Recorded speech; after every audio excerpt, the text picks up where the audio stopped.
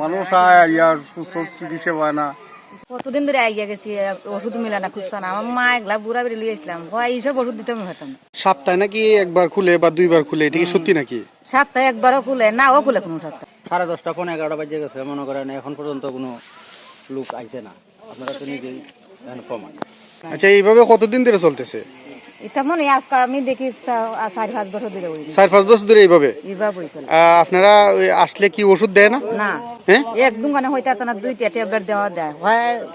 মা আসলে আরো হাজার হয়ে গেছে।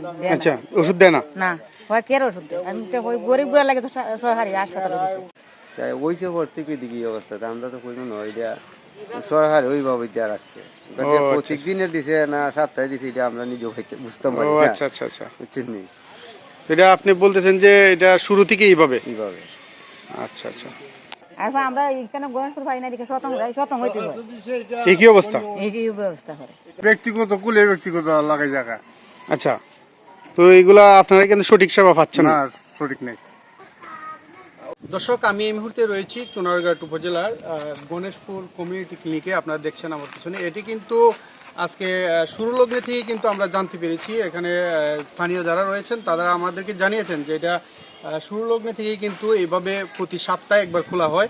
তবে তারা সপ্তাহে একবার খোলার পরেও কিন্তু সঠিক চিকিৎসা পাচ্ছে না। এখানের যে স্থানীয় যারা রুগী যারা এখানে আসেন তারা কিন্তু সঠিক চিকিৎসা এবং সঠিকভাবে তাদের যে ওষুধ এটি কিন্তু সঠিকভাবে তারা পাচ্ছে না, এখানে আমাদেরকে জানিয়েছেন স্থানীয়রা। এবং আমরা আরেকটি বিষয় জানতে পেরেছি যে এটি কিন্তু শুরু লগ্নে থেকে এইভাবে পরিত্যক্ত। এবং আমরা এই মুহূর্তে বাজতেছে কিন্তু 12টা, আমরা এসে দেখলাম যে এটা তালাবদ্ধ। এবং এখানে স্থানীয়রা আরেকটা বিষয় মনে করেছে, তারা এটা প্রতি সপ্তাহে যেহেতু খোলা হয়, অনেকেই ধারণা যে এটা এইভাবে কিন্তু এটা সরকারি নিয়মেই কিন্তু প্রতি সপ্তাহে একবার খোলা হয়। অনেকের ধারণা সৃষ্টি হয়ে গেছে এটি।